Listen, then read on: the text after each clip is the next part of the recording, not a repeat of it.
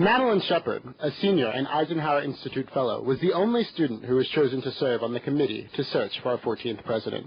I was in Bridenbow, and I had just gotten out of class, and Jack Ryan, who's been my English advisor for as long as I can remember, he just mentioned in passing, hey, I nominated you for the Presidential Search Committee. I really had no idea what he was talking about. I was like, okay, thanks, cool. Like, no idea what that means, but I appreciate it. And then I was emailed by Dean Ramsey maybe a week or two later, and she let me know that I had been chosen should I, sort of accept this position as the student representative. And I wholeheartedly accepted. There was not a question in my mind as to whether or not I would take that chance.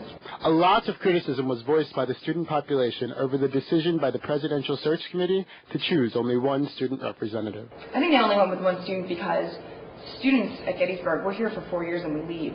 But a president is someone with whom the Board of Trustees is going to be working for the duration of their time here, someone that the faculty are going to have as a leader, someone that the administration is going to have to look to as a boss, and that student input is important, but we're really only one part of the campus, and we're not even the biggest part. The search process forced Madeline to look at the school in an entirely new light. I had a good time. I enjoyed myself, but it demanded that I really look at the school from a completely different angle than I had ever before.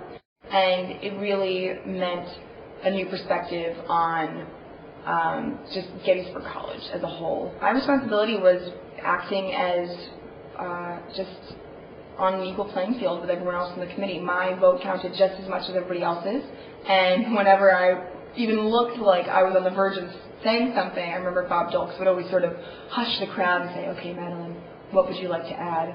And I was like, well, no pressure, like I'm not going to come out with any sort of nugget of genius. Overall, getting to know the committee members was one of the highlights of the entire process. I got along great with every member of the committee.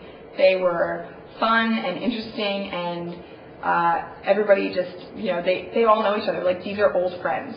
The faculty members, the administrators, all the boards, the trustee members. These are people who've known each other for 10 years or more.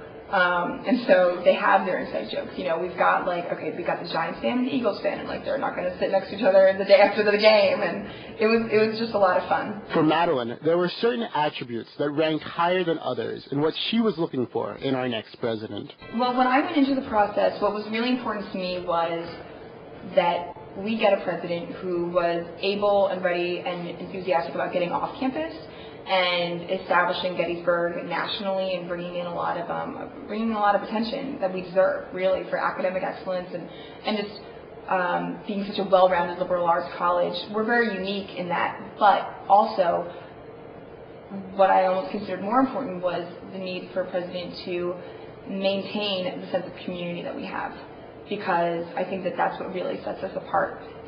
You're not just known by your professors. It's not just about the small classes. It's that professors are inviting you over for dinner, and you're working with them on their independent research, and they're working with you on your independent research, and that there's that give and take between the faculty as well as the student body. The search firm of Storbeck and Pimentel helped to streamline the entire process for the Presidential Search Committee. And these are two women who are extremely well connected in the realm of higher education, and so they know who everyone's friends with. They know where you've worked before. They've done so many searches with so many people that they've worked with candidates before. They've worked with institutions before.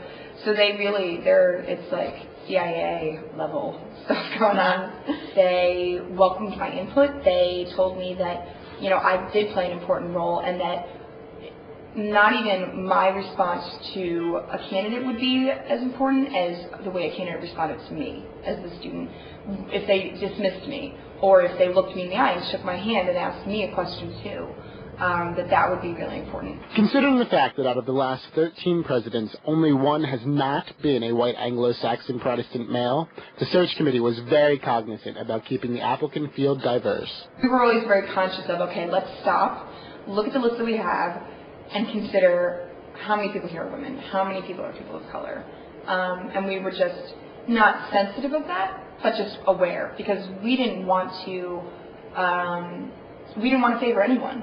And it really was in that sense a blind process, because all we were looking at was paper. Out of the 122-person applicant pool, Madeline was very impressed with the breadth of qualifications that the applicants possessed. These were people who came from, well-renowned institutes, whether it was colleges or universities or non-traditional candidates. These were people that all wanted this job, who all wanted to be a part of Gettysburg's history, who all really saw that Gettysburg College is on the verge of becoming great, and that these were people that wanted to be a part of that, and who felt that they could help us get there. And I was just floored by the list of applicants. As the list whittled down from 122 applicants to 3 finalists, one person from within our own institution rose quickly to the top of everyone's shortlist. Among the 3, Janet really was head and shoulders above the rest, and bringing another candidate would have been dishonest, because the committee unanimously decided on her.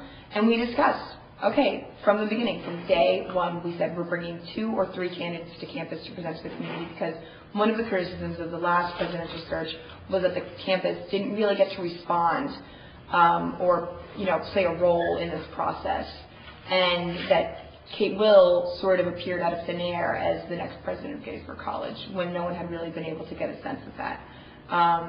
However, I think that even though we're only presenting one candidate, it's a completely different circumstance, because she's the one. She's the one that we chose, and there was no close second, and so it would have been dishonest to the campus community, because we would have been masquerading around pretending that this other person had a chance, and it would have been very dishonest to that person, because we would have been misleading them completely in believing that they had a shot.